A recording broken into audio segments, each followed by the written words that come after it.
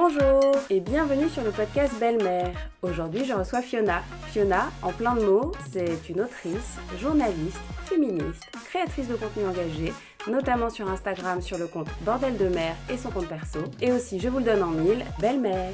Elle a accepté de partager avec nous son expérience personnelle, ses recherches sur le sujet, ainsi que son point de vue. D'ailleurs, après son best-seller Lâchez-nous l'utérus, un livre sur la marâtrie est prévu pour 2021. Enfin, de la littérature positive sur le sujet. Youpi! Dans cet entretien généreux se mêlent le personnel et le professionnel, car après tout, nous ne sommes pas que des belles-mères. Allez, merci, et à toi Fiona. Belle-mère. Belle-mère. Belle-mère. Belle-mère. Merci beaucoup de prendre ce temps pour les auditeurs du podcast Belle-Mère. J'ai plein de trucs à te demander. On va naviguer entre la professionnelle féminisme belle-méritée et la personnelle féminisme belle-méritée parce que finalement, tout se mêle, non ? Absolument, puisque les deux sont intrinsèquement liés. Ouais. Je voulais savoir quelle image tu avais des belles-mères avant d'en être une toi-même. J'avais une très mauvaise image des belles-mères, évidemment, puisque moi aussi j'ai été élevée et biberonnée au marâtre de Disney. C'est vraiment ma seule, c'était ma principale référence. Puis en plus, c'est des marâtres qu'on a vraiment croisés et qui font partie de notre imaginaire collectif. C'est-à-dire la marâtre de Cendrillon, on la connaît toutes. En plus, elle est particulièrement bien faite. Elle a une animation dingue. Où en fait, elle dit pas tant de trucs de garce, mais elle a un visage tellement expressif qu'elle te pétrifie sur place. Ou plus exactement, non expressif. C'est-à-dire qu'elle est extrêmement froide. C'est un frigo, en fait, cette marâtre. C'est un frigo, mais qui fonctionnerait à l'amiante. Tu vois, c'est un truc... Toxique. Voilà, exactement. Et il y a la marâtre de Blanche-Neige. Je crois qu'il n'y a pas un enfant occidental, en tout cas, qui ne les connaît pas. Moi, j'étais pas particulièrement, intoxiquée à Disney, mais pas particulièrement exposée plutôt à Disney, pas plus qu'une autre enfant, mais je les ai connus. Donc, ça fait vraiment partie de... Oui, pour toi, c'était ça, la marâtre. Oh mère, vous me croyez tout de même. Tais-toi, insolente! Mais en revanche, je l'ai re-regardé hier, je me suis rendu compte qu'en fait, c'est une horrible belle-mère, mais avec ses filles, elle est pas si horrible. Non, elle est pas si horrible. Et puis par ailleurs, on peut lui trouver maintenant que je plein suis d'excuses. Exactement. On peut effectivement expliquer un certain nombre de trucs. D'abord, son mec, il est pas du tout là. Non, et puis dans la version du conte original, Cendrillon n'ose pas dire à son papa que sa belle-mère est méchante parce qu'elle a peur d'être grondée. Donc c'est bien que c'est pas un papa génial non plus. Non, mais ça, ce n'est pas grave puisque c'est un homme, donc ça passe. C'est excusable. Mais oui, il y a ça, et puis elle a certainement élevé ses 2 filles toute seule. Oui, on ne connaît pas la situation, on ne sait pas peut l'imaginer. Son ex, on ne sait pas ce qu'il est devenu, est-ce qu'il est mort, est-ce qu'il s'est barré, on ne sait pas. Voilà, et puis ça doit être très compliqué d'avoir 2 filles si ingrates selon les canons du royaume et une belle-fille si parfaite selon les canons du royaume. Donc forcément, en tant que maman, elle a envie de défendre ses filles. Bon, il se trouve que pour défendre ses filles, elle défonce Cendrillon, ce qui est discutable. C'est discutable. D'un point de vue féministe, c'est discutable. Elle n'est pas ceinture noire de féminisme, la marâtre de Cendrillon, ça c'est absolument clair. Elle a une marge de progression. Ou les amoureux. Quand tu rencontres ton mec et qu'il te dit qu'il a 3 filles, tu te vois tout de suite en marâtre de Cendrillon ou tu te dis je vais faire différemment Alors moi, j'ai la particularité de n'avoir jamais voulu être mère. Non seulement je ne me voyais pas marâtre, mais je ne me voyais pas mère. Ouais. Déjà, à la base, j'ai écrit un livre à ce sujet sur l'instinct supposément maternel et le fait que c'est censé être naturel chez toutes les femmes. Donc, à ce moment-là, ça fait de moi quelqu'un de surnaturel ou de pas naturel du tout ou de paranormal, je sais pas. Et donc, dans la mesure où je ne me suis jamais projetée avec des enfants à moi, je ne me suis jamais non plus projetée avec des enfants qui ont été fabriqués par d'autres. Donc, t'as pas forcément accueilli ça comme une bonne nouvelle ? Non, j'ai pas accueilli ça comme une bonne nouvelle du tout. En fait, ça fait longtemps, ça fait 10 ans. Je crois que j'ai été un peu dans le déni. Je me suis dit, bon, c'est un paramètre dont il faut que je tienne compte. Voilà, il a des enfants. C'est un petit peu comme sa couleur de cheveux. À l'époque, il en avait. C'est une blague, oh là là, une blague un peu misandre, pardon. Plus sérieusement, je ne me suis pas dit spontanément qu'il allait falloir que j'endosse un rôle. Je ne m'étais jamais occupée d'enfants, je n'avais jamais voulu m'occuper d'enfants, je ne m'étais jamais projetée dans ce rôle. Donc, je n'avais pas d'idée préconçue sur ce rôle, si ce n'est que elles allaient forcément m'en vouloir puisque j'avais ce statut de belle-mère et ce statut de marâtre. Mais je ne savais pas en quoi ça consistait d'être ni une mère, ni une marâtre, quoi. Et surtout avec un homme, si j'ai bien compris, qui adore être père. C'est pas un père un week-end sur 2. Ah, mais c'est un père à 110%. C'est-à-dire qu'il s'est occupé, il s'occupe toujours d'ailleurs de ses filles, au moins autant que leur mère. Donc, c'est vraiment pas un père abandonnique, c'est vraiment un père, c'est un père ultra, ultra investi qu'il a toujours été donc, Oui. et qui continue de l'être alors que les enfants sont grands maintenant. J'ai mis du temps à réaliser à quel point ce paramètre de sa paternité allait avoir des conséquences dans ma propre vie. Comment tu fais? Est-ce que tu te dis, tiens, je vais me documenter de ouf et je vais essayer de trouver des réponses, ou je fais au fil de l'eau, ou tu demandes à ton mec de l'aide, peut-être? Non, j'ai fait ça plutôt instinctivement. J'ai fait toutes les erreurs certainement qu'il fallait faire et j'ai été une horrible marâtre, je dirais pas, parce que je les ai jamais forcés à faire le ménage. Ici, Fiona nous rappelle que le pire crime que puisse commettre une belle-mère est de demander à son bel-enfant de passer un coup d'éponge. Cela suffirait à passer du côté de la marâtrerie. Chaud quand on y pense. Belle-mère. Quand j'ai rencontré mon amoureux, il avait un échantillon représentatif de tous les âges. Il avait une petite fille qui avait 7 ans, qui en a 17 aujourd'hui, une ado de 15 ans et une jeune adulte qui avait 21 ans. Ce n'étaient pas des tout petits enfants quand même, mais il y en avait une qui était enfant. Et puis, il y en avait 2 qui vivaient à la maison, chez lui, une semaine sur 2, donc en garde alternée. Et puis, à l'époque, on n'a pas vécu ensemble tout de suite, parce que je ne voulais pas. Je suis farouchement attachée à ma liberté et à ma liberté de mouvement. Au bout d'un moment, on a quand même vécu ensemble, parce que c'était sa conception du couple et puis l'amour, c'est faire des concessions aussi. Il voulait avoir d'autres enfants parce qu'il adore ça, les fabriquer et les élever. Bon, moi, je préfère les fabriquer ou faire semblant. Alors, voilà. Ce que je veux dire, c'est qu'au début, on n'a pas vécu ensemble avant peut-être 2 ans. On a vécu dans nos appartements respectifs pendant au moins 1 an et demi. Et en fait, mon appartement symbolisait un peu ma vie. Ça me faisait prendre peut-être des distances vis-à-vis de ça. Enfin, je m'impliquais pas beaucoup, en fait. Tu avais une sécurité, quoi. J'avais une sécurité et c'est quand on a vécu ensemble et que donc, du coup, j'ai vécu en live le processus de la garde alternée, que le rôle s'est précisé, quoi. C'est-à-dire que je ne pouvais pas faire semblant. Le fait d'être sympathique, d'essayer en tout cas de l'être, je ne suis pas sûre qu'elle m'ait toujours trouvé sympathique, mais bref, en tout cas, juste d'être sympa, ça ne suffit pas. Quand des gens font partie de votre vie ou quasi quotidien, ou en tout cas au quotidien, une semaine sur 2, forcément... ce qui leur arrive t'intéresse. Et je pense que ça aurait été vraiment... Si ça avait été très difficile, je ne serais pas là pour en parler. Oui, parce que je n'aurais pas supporté, en fait. Je pense être une personne extrêmement généreuse, mais me sacrifier, moi, en plus pour le bien de... Je ne pense pas que le sacrifice de qui que ce soit rende quelqu'un heureux. Et si c'est le cas, je n'ai pas une bonne nouvelle. Oui. Je n'ai pas très envie de fréquenter cette personne. Donc, oui, non, tu as bien raison. Belle-mère. Tu as écrit La chaîne dans l'utérus et tu as créé le compte Bordel de mère. Donc, tu as recueilli beaucoup de témoignages de maman, mais j'imagine aussi de belle-mère. Est-ce que c'est comme ça que tu t'es rendu compte qu'il y avait une béance dans les ressources pour les belles-mères? Comment tu es arrivée à te dire, tiens, il y a besoin d'un livre sur les belles-mères? Ça fait un moment que cette idée me travaille. J'avais envie d'écrire un truc un peu rigolo, un peu léger, avant de me radicaliser, donc avant de devenir féministe hardcore. Ma transformation, ma mutation date d'il y a 5 ans à peu près. Même à l'époque, j'avais envie d'écrire ça parce que je m'étais rendu compte, mais plus ou moins inconsciemment, qu'effectivement, il n'existait rien. Tout ce qu'il existait dans l'espace public concernant les belles-mères, c'était des blagues méchantes. Oui. C'était des livres comment supporter sa belle-mère, comment ne pas la tuer. Enfin, là, c'est très sérieux. J'ai remarqué au cours de mes recherches que le registre, le vocabulaire concernant les belles-mères est extrêmement violent. C'est-à-dire que c'est comment survivre avec sa belle-mère. Enfin, il est beaucoup question de mort et d'assassiner quand même. C'est pas anodin de faire des blagues sur ce qui relève quand même d'un féminicide. Et d'ailleurs, au cours de mes recherches donc sur le livre que j'ai écrit, là, qui doit sortir en 2021, je me suis aperçue qu'il y avait encore des endroits en France qui s'appellent le gouffre de la belle-mère. Mais non. Ou le puits de la belle-mère, ou des choses comme ça. Et il y en a beaucoup dans les villages. Et en fait, il est admis qu'on fasse des blagues sur le meurtre de femmes qui se trouvaient être belles-mères. Comme si donc les enfants d'une autre faisaient intrinsèquement partie de leur identité et justifiaient qu'on les assassine. Mais je veux dire, quand on décortique le truc, c'est quand même d'une violence. C'est-à-dire qu'en fait, la plupart des marâtres, enfin non, 100% des marâtres, je pense, n'ont pas choisi de l'être. Oui. Alors, ce qui est vrai, c'est que les enfants ne choisissent pas leur marâtre, mais les marâtres non plus ne choisissent pas les enfants des autres. Alors non, on ne choisit pas ses beaux-parents, sauf dans Nuit blanche à Seattle, film dans lequel Jonah, orphelin de mère, choisit sa marâtre, Meg Ryan. Tom Hanks, le doux papa, suit docilement le mouvement. It's you. It's me. I saw you in the street. Are you Annie? Yes. C'est assez étonnant, ne prenons pas ça pour une règle. Donc tu as raison Fiona.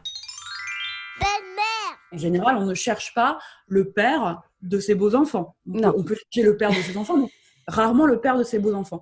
Et donc, le fait qu'on fasse des blagues concernant la mort d'une personne qui se trouve élevée, en plus, souvent, avec tout ce que ça comporte en termes de charge mentale, etc., les enfants d'une autre, non, Ouais. mais ça pose vraiment question. Enfin, Il y a plein de choses qui posent vachement question depuis. Enfin, avant, je me contentais d'être belle-mère et depuis que j'y réfléchis, il y a plein de choses qui me hérissent le poil. Le fait qu'on n'ait pas de nom qui nous désigne réellement que nous, parce que belle-mère, c'est aussi la mère de notre plus un. et ce qui est hyper intéressant, c'est que, en fait, c'est une exception française. C'est-à-dire que toutes les langues du monde, ou quasiment toutes les langues du monde, distinguent la belle-mère et la marâtre. Toutes. Finalement, de ça découlent plein de problèmes de place, de position. Comme tu le disais aussi, au niveau des institutions, le fait qu'on n'existe pas, qu'on n'a pas de rôle par rapport aux enfants. De fait, on participe à la vie d'autres enfants aussi financièrement. Et que si à un moment, on vieillit seul et rabougri et qu'on a besoin d'être aidé, cet argent qu'on a mis dans la corbeille du bel enfant, Ça relève plus de l'obligation morale de s'occuper de leurs enfants, parce que souvent, effectivement, les belles-mères sont déjà mères ou vont l'être. Il y a un tiers des marâtres qui ont déjà un enfant au moment où elles sont en couple avec un homme qui a des enfants. Donc en fait, là, quand même, les 2 tiers n'ont pas d'enfants. Ensuite, la moitié va avoir des enfants.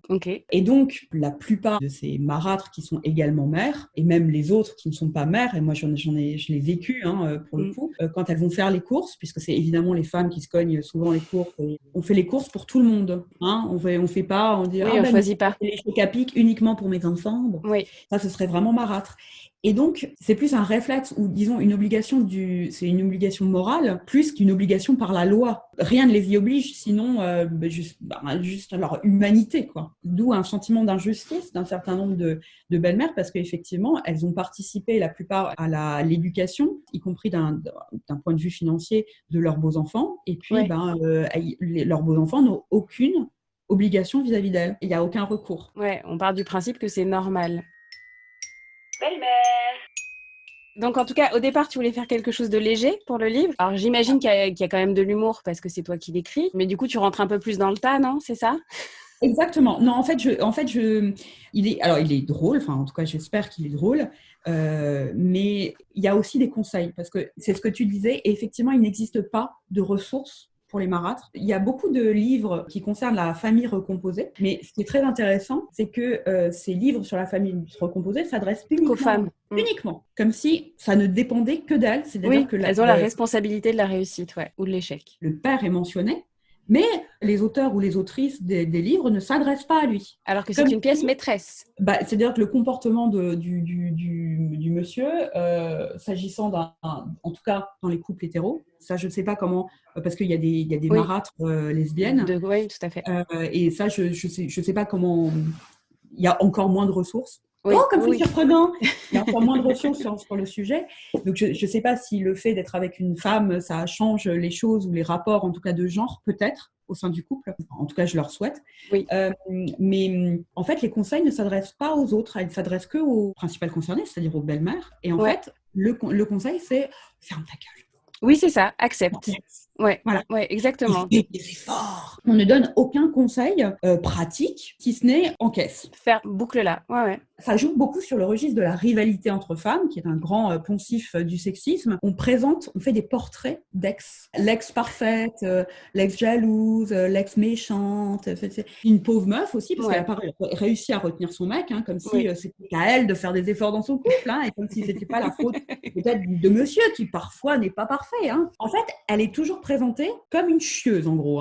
C'est-à-dire qu'elle peut la mère, juste sympa et voilà, c'est juste une meuf ou juste absente, tu vois, juste un non-sujet, un non-problème. Alors qu'il arrive que tout se passe bien. Tout se passe bien.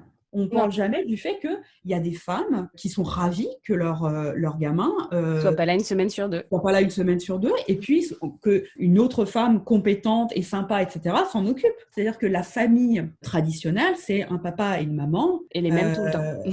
Et les mêmes tout le temps, exactement. Et les enfants. Et donc, du coup, en fait, la belle-mère n'a pas droit à l'erreur parce que Oui. à la base, elle est elle-même une erreur. Pour racheter une erreur initiale, faite, et puis c'est tous les siècles de préjugés qu'elle se tanque aussi, elle a un niveau d'attente aussi, pas uniquement au sein de sa sphère familiale, mais au sein de la société, qui est stratosphérique, quoi. Et tu me disais qu'en plus, c'était partagé universellement dans toutes les sociétés. Il y a deux figures, deux archétypes de la marâtre qui cohabitent. C'est la mégère, c'est-à-dire la femme aigrie, souvent qui est représentée, elle est souvent laide, voilà. Et puis la femme fatale, la salope, la bitch. Depuis la nuit des temps, mais vraiment depuis l'Antiquité, c'est vraiment présent dans les pièces de Sophocle. Enfin, vraiment, c'est un truc, c'est très ancré. Très ancré.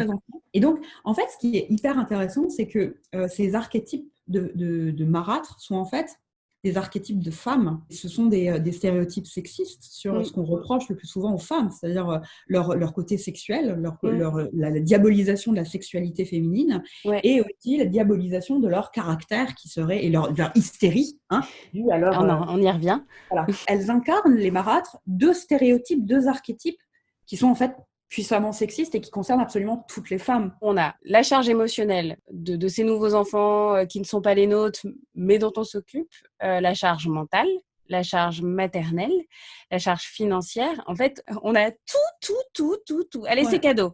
Vous prenez. À chaque tour de manège. Et en même temps, même si vous faites tout ça, vous êtes détestable. Ah, mais de toute façon, il n'y a pas de rédemption possible. Moi, je vois les choses évoluer dans le bon sens. Déjà, dans le fait qu'on prenne la parole, qu'il y ait des livres qui existent, comme le tien. On reprend un peu la main sur ce qu'il y a à dire sur nous. Il commence juste à y avoir des livres, des podcasts, etc. À part des groupes privés sur Facebook. Et ils sont privés en plus. Ouais. Exactement. Il n'y a pas de compte, en tout cas positif, dédié aux belles-mères, ou juste un truc juste neutre, même pas positif, mais juste où elles se donnent des tips, ou tu vois. Pas des trucs pour dauber sur ces beaux enfants, en fait. Juste pour parler de ce statut et de ce non-statut, en tout cas, ça n'existe pas. Effectivement, le fait que ça existe, ça commence à exister, c'est plutôt une... C'est bon signe. C'est bon signe, il était temps. Moi, en fait, en créant ce podcast, je me suis rendu compte que je connaissais plein de belles-mères et qu'on ne se parlait pas du tout de ce qui était simple ou compliqué, qu'il y avait un vrai tabou même entre nous. Oui, mais parce que la marâtrie ou la belle-méritude ne fait pas du tout partie de ton identité, parce que non, c'est vrai. C'est comme ça. C'est pas un truc qui est valorisé, contrairement à la maternité. Exactement, oui, c'est vrai. La maternité, elle est intrinsèquement liée à la féminité. Donc, du coup, les femmes, il y a beaucoup de contes.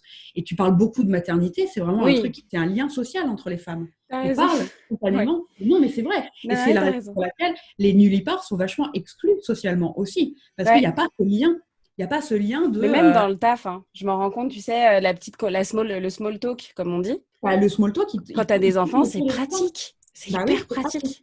Donc, le fait de ne pas être mère est excluant. C'est un drame. Dès la petite école, dès la primaire, tu parles de comment tu appelleras tes enfants quand tu seras grande. Et avec quel petit garçon de la classe tu voudrais faire des enfants, parce que tu es en plus hétéronormée. Mais le fait d'être belle-mère ne fait pas partie du tout de l'identité féminine, du tout. Non, je suis d'accord. Et puis, tu vois, tu pourrais te dire qu'effectivement, belle-mère, c'est pas mère, mais c'est un peu mère quand même. Du coup, ça pourrait être pratique. Tu vois, ça pourrait suffire, mais non.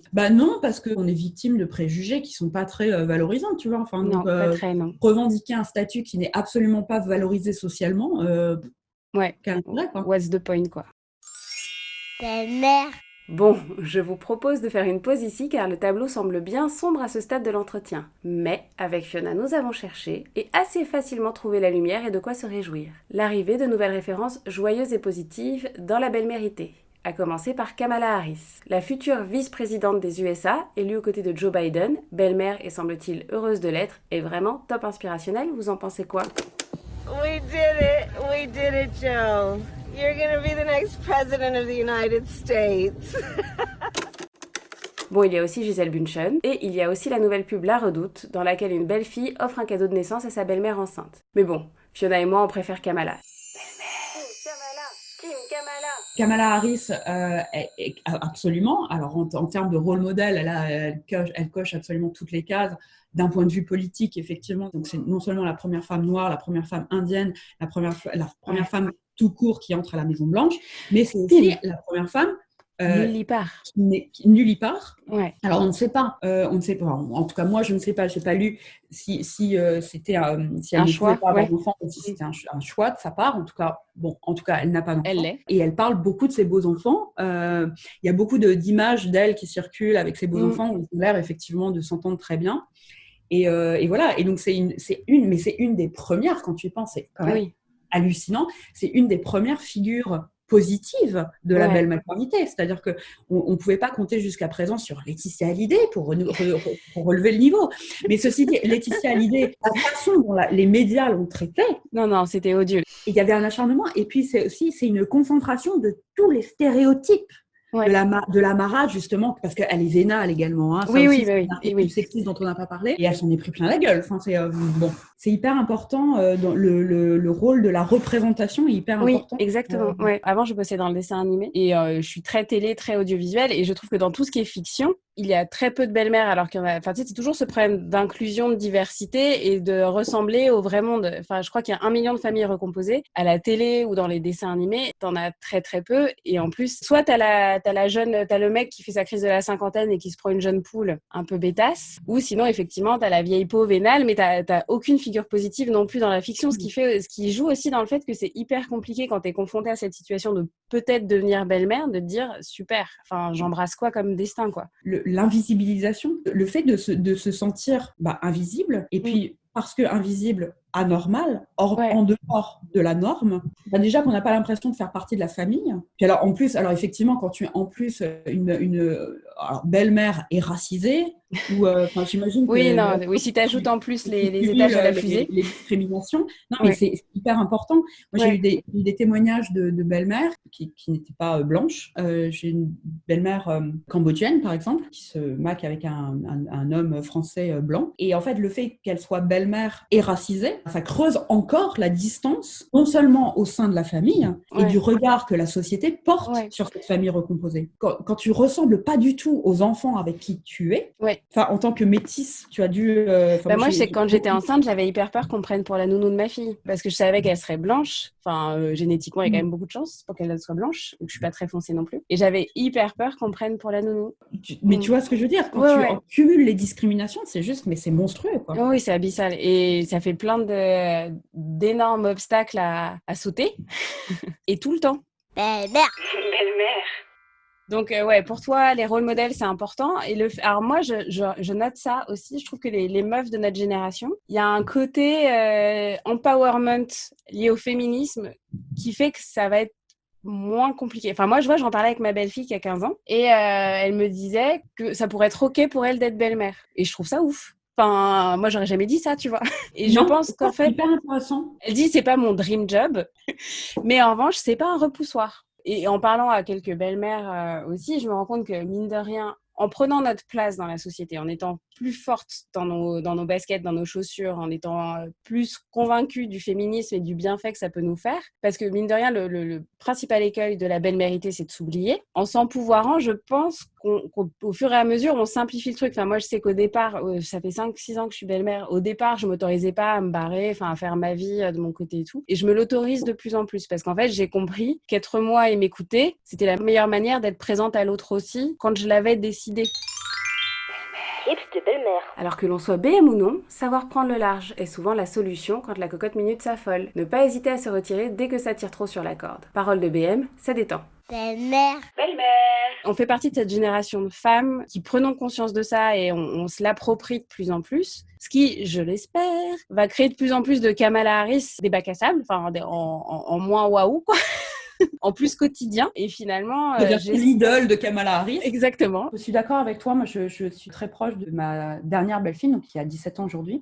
Et en fait, elle appartient à une génération qui, de fait, est beaucoup plus politisée que la nôtre. De ouf. Et vigilante.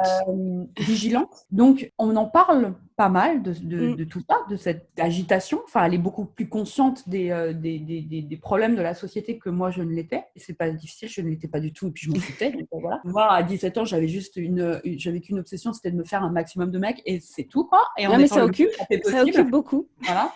Et avoir des looks et avoir des belles fesses dans mon jean. Enfin, à part ça, j'exagère, mais pas beaucoup. Cette nouvelle génération, elle fait aussi ça, mais... Ouais, elle a commencé à faire ce que moi, j'ai fait sur le tard, à la largement trentaine, c'est-à-dire de déconstruire des tas de choses. C'est-à-dire qu'il y a des tas de choses qui, pour cette génération-là, ne sont plus considérées comme normales, alors que nous, on les considérait comme normales. Et puis, il y a aussi de plus en plus de jeunes filles qui remettent en cause cet automatisme de la maternité aussi. Il y a de plus en plus de jeunes filles qui se disent « non, moi, ça m'intéresse pas la maternité, enfin j'en veux pas », soit pour des raisons politiques, il y en a beaucoup qui disent pour des raisons écologiques, etc., mais aussi pour des raisons personnelles, c'est-à-dire c'est pas compatible avec mes aspirations personnelles. Oui, et puis c'est une très bonne nouvelle.